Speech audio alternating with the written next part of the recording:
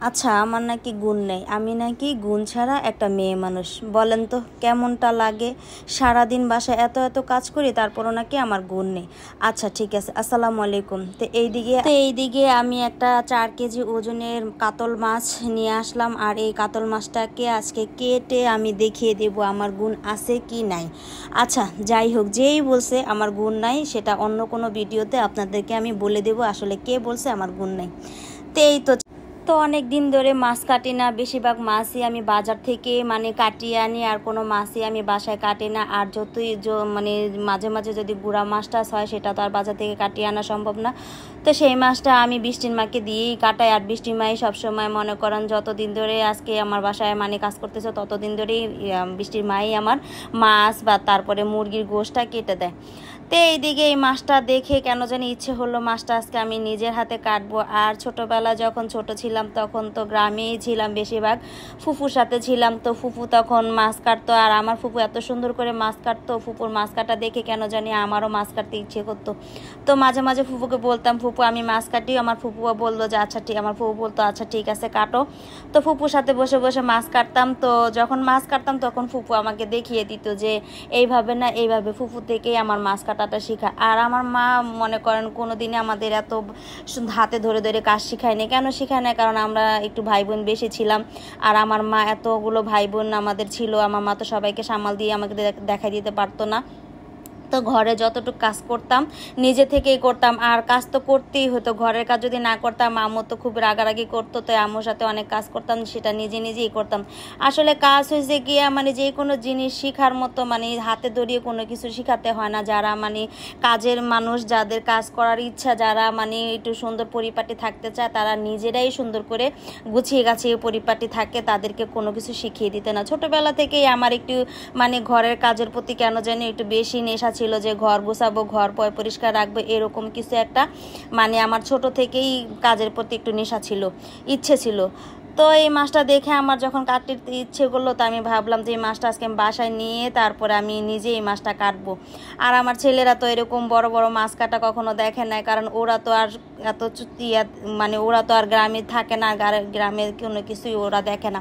তো আমি ভাবলাম আজকে আমি মাছটা কাটবো, আর আমার ছেলেরা আমার সাথে বসে বসে আনন্দ করবে। দেখেন ইমতিয়াজ কি আনন্দ করতেছে, মাছের ল্যাঞ্জাটা নিয়ে ও কি মজাটাই না করতেছে। আসলে আমি এটা দেখি নাই। তো আমি এখন বসে বসে এই ভিডিওতে দেখলাম যে মাছটা ইমতিয়াজে কিভাবে ল্যাঞ্জাটাকে নিয়ে কি করতেছে, আর কি মজাটাই না পেতেছে, মজাটাই পাইতেছে।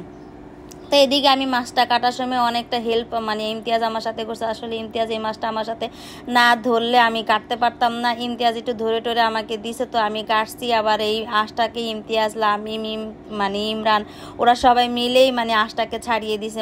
ওরাও আমার সাথে ভালোই হেল্প করছে। যেহেতু এত বড় মাছ, আসলে এত বড় মাছ কাটাটা বাসায় কাটাটা সম্ভবই না। তারপর আলহামদুলিল্লাহ আল্লাহর অশেষ রহমতে আমি মাছটা কাটতে পারছি। আর মাছটা মনে করেন মাছটা অনেকটাই তাজা ছিল। যখন এই মাছটা আমি দেখলাম, ইমরান বললো কেনার জন্য, তখন এই মাছটাকে আমি একটু দেখলাম যে একেবারে মাছটা এত তাজা ছিল, একটু লড়তেছিল, কানগুলো মাছের একটু লড়তেছিল। তো আমি ভাবলাম এত টাটকা যেহেতু মাছটা নিয়ে নিই, কারণ এত টাটকা মাছ তো আর এখন পাওয়া যায় না। তো আমি মাছটা নিয়ে, আর এই মাছের মাছটা যাই হোক কাটছি, কিন্তু ভাই এই মাথাটা কাটতে গিয়ে যে আমার 12টা বাজছে। তারপরে এই মাথাটাকে যাই হোক যেমনি হোক কাটছি ভাই, কাটতে গিয়ে পুরো মাথাটা স্যাকরা ব্যাকরা হয়ে গেছে। কারণ বাজারে একটু কেটে দিলে সুন্দর করে ভাইয়ারা কেটে দিত, আর আমি এই মাছটা কাটতে পারছি, আর মাথাটা কাটতে গিয়ে পুরো 12টা বাজছে। পুরা মাথাটারে আমি কান মান সব আলাদা করে ফেলছি।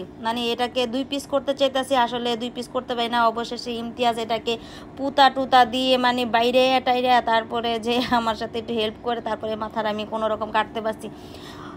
শুরুতে ভাবছিলাম মাথাটা আমি কাটতে পারবো না, যাক মাছটা কাটছি, মাথাটা আমি বাজারে পাঠিয়ে দিব সকালবেলা, যে বাজার থেকে কেটে আনবে।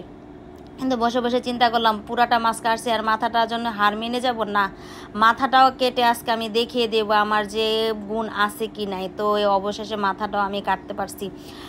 আর এই মাথাটা কাটতে গিয়ে যা কষ্ট হয়েছে, তারপরও কাটছি, যে যাক আলহামদুলিল্লাহ। এই যে ইমতিয়াজ তো পুতা দিয়ে মাছটাকে বাইরে দিতেছে, বাইরে বাইরে আমার সাথে হেল্প করতেছে।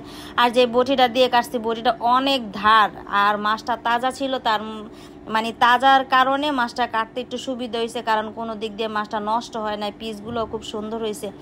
আর এই বটিটা বারবার বের হয়ে যেতেছে, বটিটা আসলে আলগা আর এই নিচের যে ইয়াটা কাঠটা সেটাও আলগা, এই জন্য বারে বারে বটিটা বের হয়ে যেতেছে, এই জন্য একটু কষ্ট হয়েছে।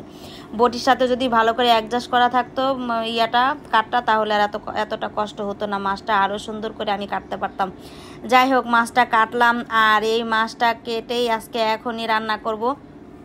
তো ইমরান ওই জায়গায় ওদিক দিয়ে টিচারের কাছে পড়তেছে আর বারে বারে এদিকে আসতেছে, এসেই মানে দেখতেছে মাছটা কিভাবে কাটতেছে আর বলতেছে আমাকে আম্মু বলো আধা ঘন্টা পড়াইতে, আমি বেশি পড়বো না, একটু লেখাইতে বলো আর না হলে তো পড়াইতে বলো, আমি এই মাছটা কাটা দেখবো। আমি বলতেছি আচ্ছা যাও, তুমি যাও পড়তে যাও, অন্য কোনো সময় দেখো। যাই হোক, ও পড়তেছিল আর বারবার এসে দেখতেছিল। তা মাছটা আমার কাটা শেষ, বাকি মাছগুলো ফ্রিজে থুয়ে দিয়েছি আর একটু নিয়েছি আমি রান্না করার জন্য। আর এদিক দিয়ে ডাটা দিয়ে আজকে কাতল মাছটা রানবো, কারণ বেশি একটা সবজি খাওয়া হয় না আমাদের ঘরে, সবজিটা কমই খাওয়া পড়ে।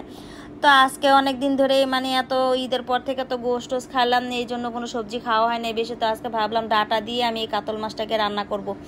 তো এই দিক দিয়ে আমি মাছটা ভাজতে বসিয়ে দিছি। আর এই মাছটা মানে এক পিস মাছ ইমরানের জন্য ভেজে নিতেছি, কারণ প্রায় 11:30 মানে 12টা বেজে যেতেছে। ইমরানকে তো সকালবেলা মাদ্রাসা পাঠাতে হবে, তাই ইমরানের জন্য এক পিস মাছ আমি ভালো করে কড়া করে ভেজে নিতেছি। আর ইমরান তো ভাজা মাছ দিয়ে ভাত খেতে পছন্দ করে, এই যে রান্না করব মাছ, এই মাছটা ও বেশি খাবে না। মানে ওকে যদি আমি এক পিস মাছ শুরুতে ভেজে না দিই, তাহলে ইমরান আমার সাথে মনে করেন অনেক রাগারাগি করবে, ভাত খাবে না। তাই ওর জন্য আমি এক পিস মাছ ভেজে নিছি, ভেজে মানে ওকে আমি খাইয়ে দিতেছি, বলতেছি যে খাও, তোমার পছন্দের মাছ আমি ভেজে দিলাম, তুমি খাও। আর ইমরান বলতেছে যে আম্মু অনেক দিন পরে ভাজা মাছ খেলাম, মানে ঈদের পর থেকে এই পর্যন্ত তো ভাজা মাছ খাওয়া হয় না, কারণ এরকম বড় মাছটা ছিল না, ছিল হইলো গিয়ে শিং মাছ, ইচা মাছ এগুলো ছিল, আর ছিল না, মানে এরকম বড় মাছ ছিল না। তো ইমরান খাইতেছে আর মজা করতেছে, আর এদিক দিয়ে তো মোবাইল টিপতেছে। আর ইমতিয়াজকে বলতেছে দেখছো আম্মুর সাথে যে আমি কত বড় মাছ আনছি। ইমতিয়াজ বলতেছে ভালো করছো। তো এইদিকে ইমরানের ভাত খাওয়াইতেছি, আর এই দিক দিয়ে আমি হলো গা এক চুলায় তরকারিটা, তো এই দিক দিয়ে আমি ভালো করে তরকারিটা কষিয়ে নিতেছি, আর আরেক চুলায় মাছ ভাজতেছিলাম, আর আরেক দিক দিয়ে ইমরানকে ভাত খেয়ে দিতেছিলাম। তো অনেকটাই দেরি হয়ে গেছে, রাত 12টা বেজে গেছে। মানে মাছটা যদি আমি বাজার থেকে কেটে আনতাম তাহলে তো এত দেরি হতো না আমার, যেহেতু শখ করে আজকে মাছটাকে কাটতে গিয়ে আমার এতটাই দেরি হয়ে গেছে। তো এদিক দিয়ে আমার তরকারিটা প্রায় হয়ে আসছে, আর তো একদিকে তরকারি হয়ে গেছে, আরেক দিক দিয়ে আমার ইমরানকেও ভাত খাওয়ানো হয়ে গেছে। তো ইমরানকে আমি এখন হলো গিয়ে ঘুম পাড়িয়ে দিব, আর ঘুম পাড়িয়ে দিয়ে তারপরে হলো গিয়ে ইমতিয়াজকে ভাত খাইয়ে তারপরে ইমতিয়াজকে আমি বলবো তুমি ঘুমিয়ে যাও। তো আজকের মতো আমার ভিডিওটা এই পর্যন্ত, সবাই ভালো থাকবেন, টাটা, আল্লাহ হাফেজ।